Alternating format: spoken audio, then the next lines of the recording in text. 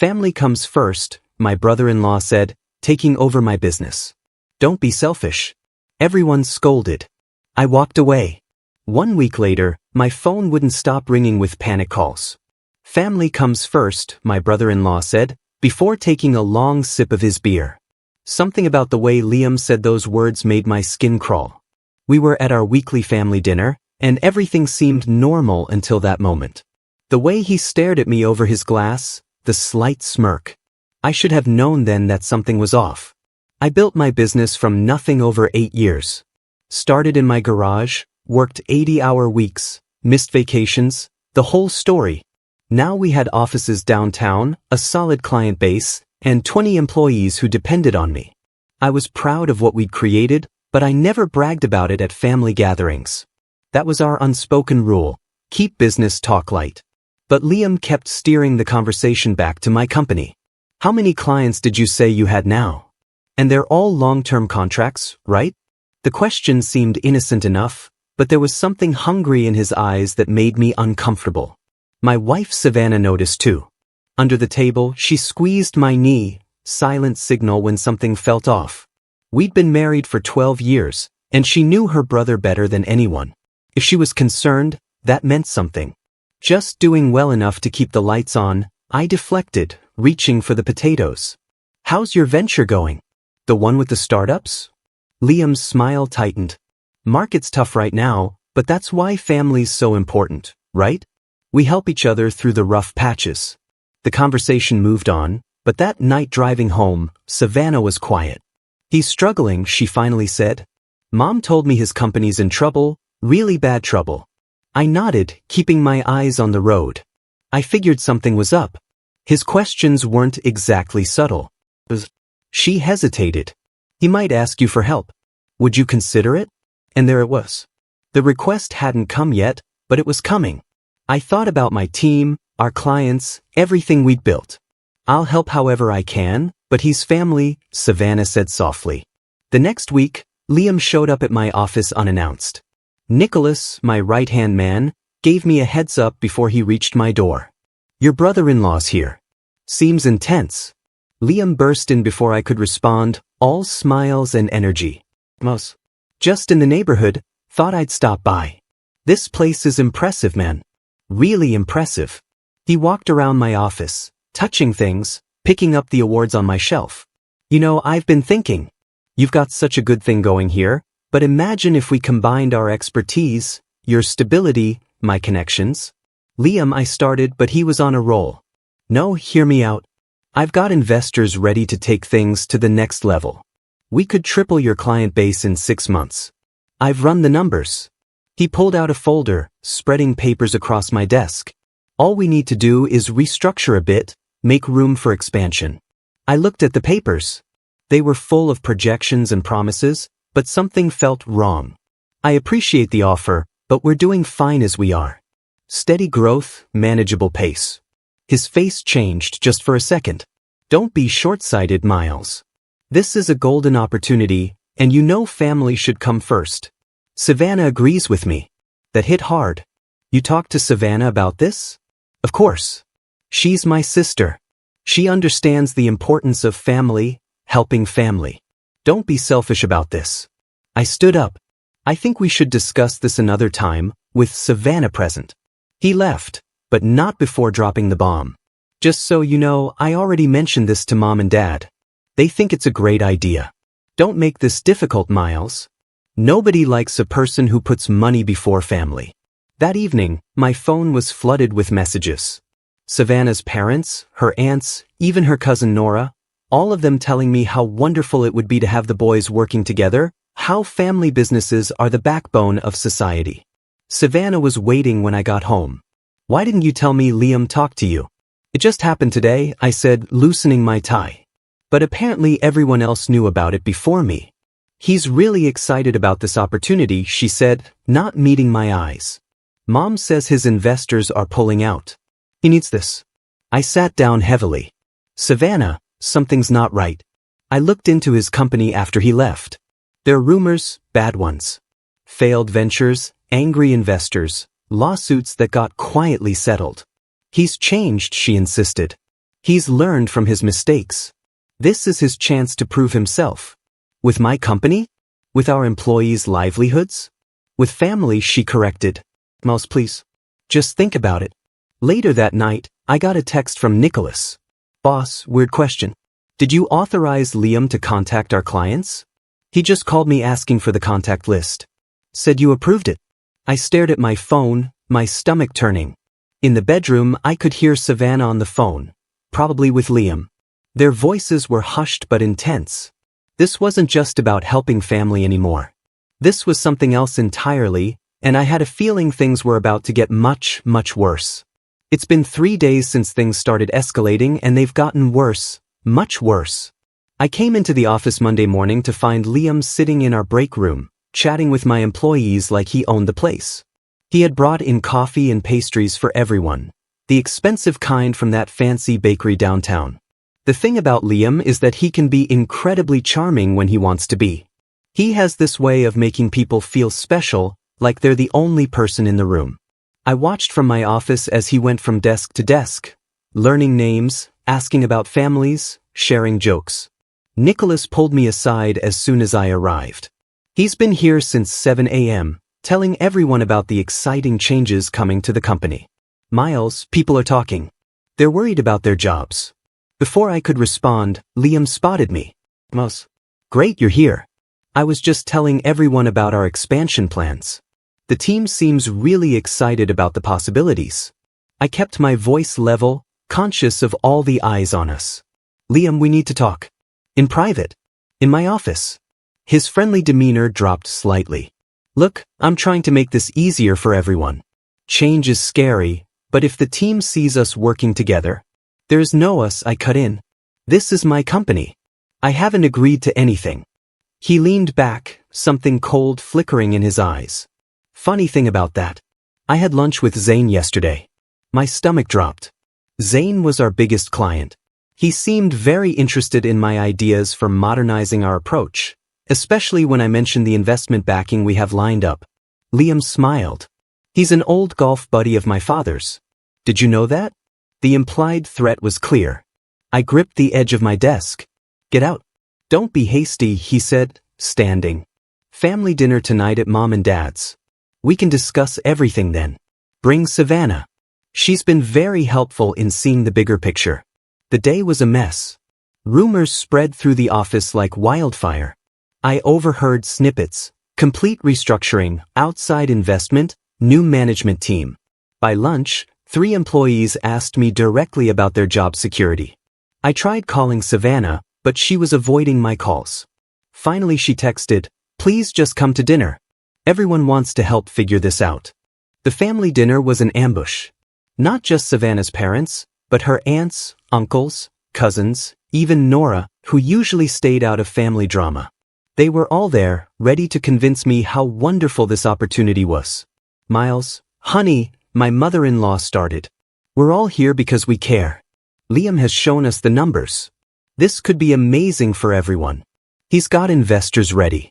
My father-in-law added, real heavy hitters. But they need answers soon.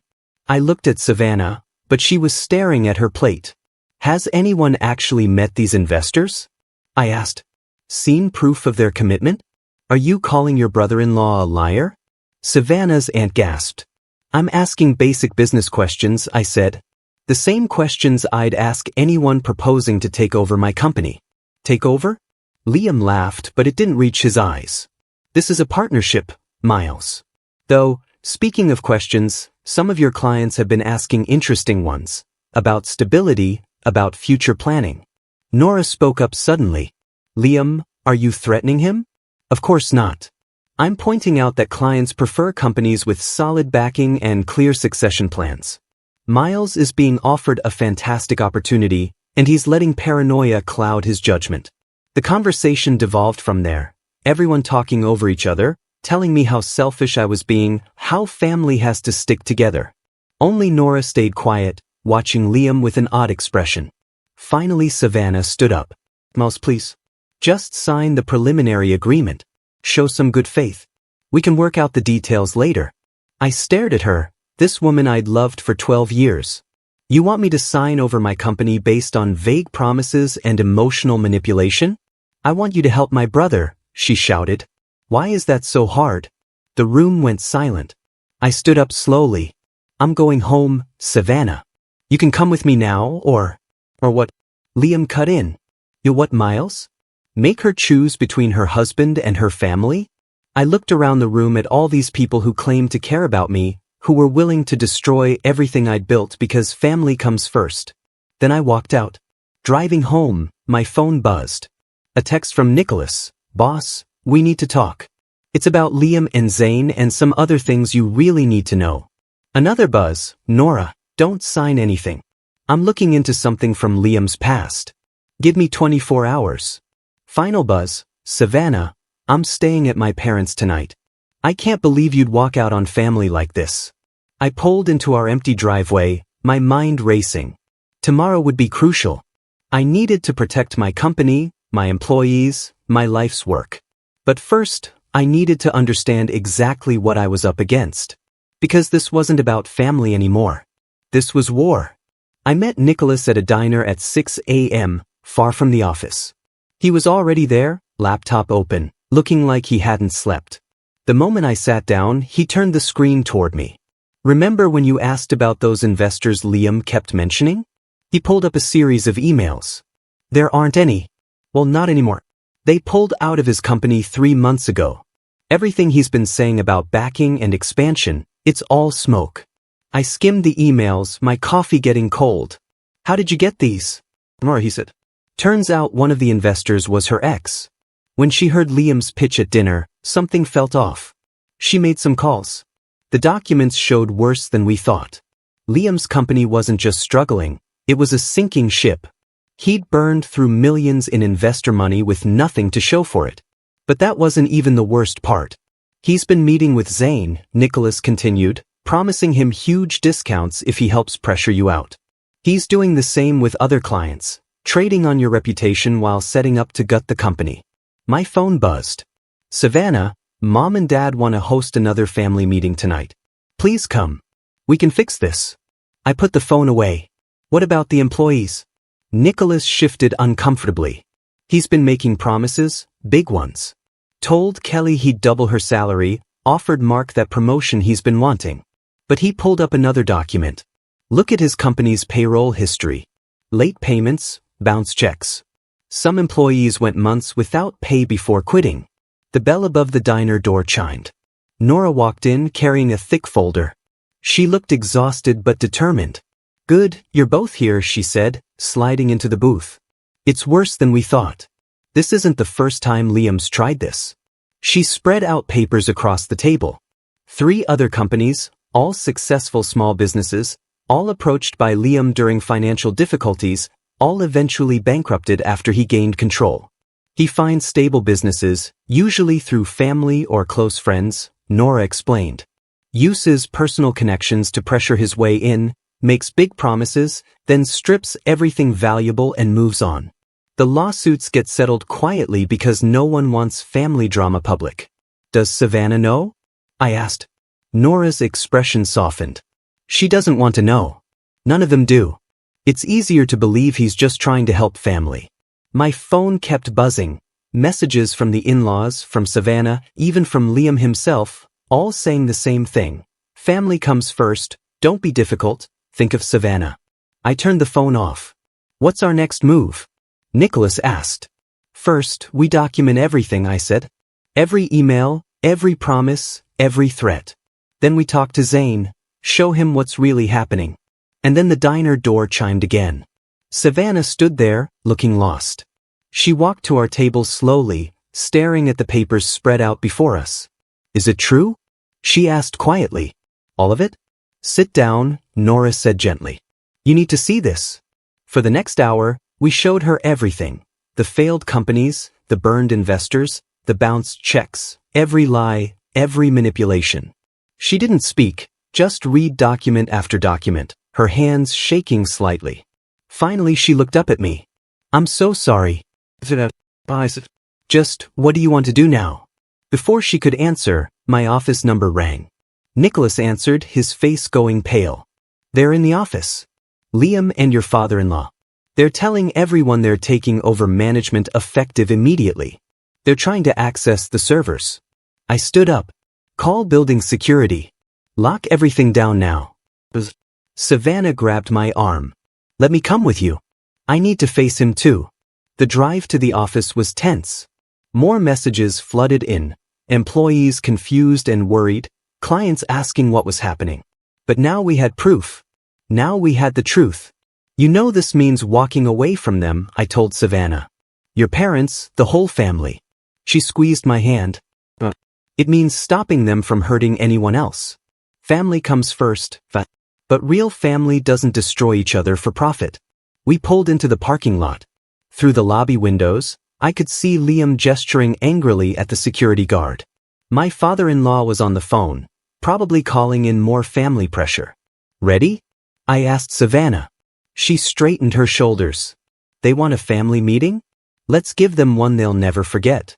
We walked in together, Nora and Nicholas right behind us, carrying all the evidence of Liam's past. It was time to show everyone exactly what family first really meant. I never wanted revenge. I just wanted to protect what I'd built. But Liam, he made sure this would end only one way. Security had already cleared the building when we arrived that morning. Liam and my father-in-law were in the lobby, faces red with rage. The moment they saw Savannah with me, everything exploded. You turned my own sister against me. Liam shouted. Savannah stepped forward. You did that yourself. Show them us. I handed security a copy of everything we'd found and called the police non-emergency line, reported a trespassing attempt and potential corporate espionage. Watch Liam's face change as he realized this wasn't going his way. You're making a huge mistake, my father-in-law warned. This family will never forgive this. Funny thing about forgiveness, I said, opening my laptop. Zane's on a video call right now. He'd like to talk about all those promises you made, Liam. Zane's face appeared on the screen, along with 3 other major clients. All of them had received Liam's proposals. All of them had recordings of his promises, his plans to strip my company for parts. The investors you claimed were backing you, I continued, they're on the call too. They're very interested in where their previous investment went. That's when Liam tried to run. Security stopped him. My father-in-law started shouting about family loyalty, but then Nora played the recording, the one where Liam bragged about his previous takeovers, about how easy it was to manipulate family businesses. The police arrived as Liam's phone started ringing. Turns out his creditors were very interested in his sudden attempt to acquire a successful company. His own business's accounts were frozen pending investigation. But I wasn't done. Nicholas, I said quietly, send the emails we prepared. Everything, meticulously. Every document, every recording, every piece of evidence, sent to every employee Liam had ever cheated, every investor he defrauded, every family he'd manipulated. Not just from this attempt, but from all his previous ventures. By afternoon, his world was collapsing. 3 former business partners filed lawsuits. 2 investors pressed charges for fraud. His remaining clients abandoned ship en masse. His office was shut down by midday. The family group chat exploded. Savannah's phone wouldn't stop buzzing. Relatives who'd pressured me just days ago were backpedaling frantically, especially after learning Liam had borrowed money from half of them. Money they'd never see again. Family comes first, I told my father-in-law as security escorted him out. So I'm protecting my family, my employees, my clients, my wife, from someone who'd destroy them for profit. The next week was chaos. Liam's schemes unraveled spectacularly. The lawsuits multiplied. Former employees came forward with more stories. His reputation was demolished, not by my revenge, but by his own actions finally coming to light. Savannah's parents tried damage control, claimed they never knew, never understood. But their signatures were on documents. They'd helped pressure other families in Liam's previous takeovers. Their social standing crumbled as the truth spread. Then came the panic calls. Liam, desperate for money to fight the lawsuits. Family members realizing their investments and loans were gone. Former business associates wanting to clarify their involvement. I didn't answer. Neither did Savannah. We did answer Nora. She'd received threats from Liam. Apparently he blamed her for everything. So I hired security for her, gave her a position in my company. Real family protects its own. 1 month later, I sat in my office looking at the latest headlines. Liam's assets frozen, criminal charges pending, his wife filing for divorce, former partner turning state's evidence. Savannah walked in carrying coffee. Mom called again. They want to apologize in person. Your choice, I said. Whatever you want to do. She sat down, looking thoughtful. You know what I want? Distance. Time to appreciate the family we choose, not the one that tried to destroy us. My phone buzzed, Nicholas with an update. Our client list had actually grown. Turns out companies appreciate working with businesses that stand up to corruption. Liam's final message came later that night. You've ruined me. I hope you're happy. I didn't respond. Just forwarded it to his lawyer and blocked the number. Sometimes family comes first. But first you have to know what family really means. Looking back now, I realized this was never about business. It was about power, manipulation, and the lies we tell ourselves about family obligations. Liam didn't fail because I wanted revenge. He failed because the truth finally caught up to him. Our company is stronger now. Our real family, the people who stood by us, who chose truth over manipulation, is stronger too. The others? They made their choices. They can live with the consequences. Family comes first, Liam had said. He was right. He just never understood what that really meant.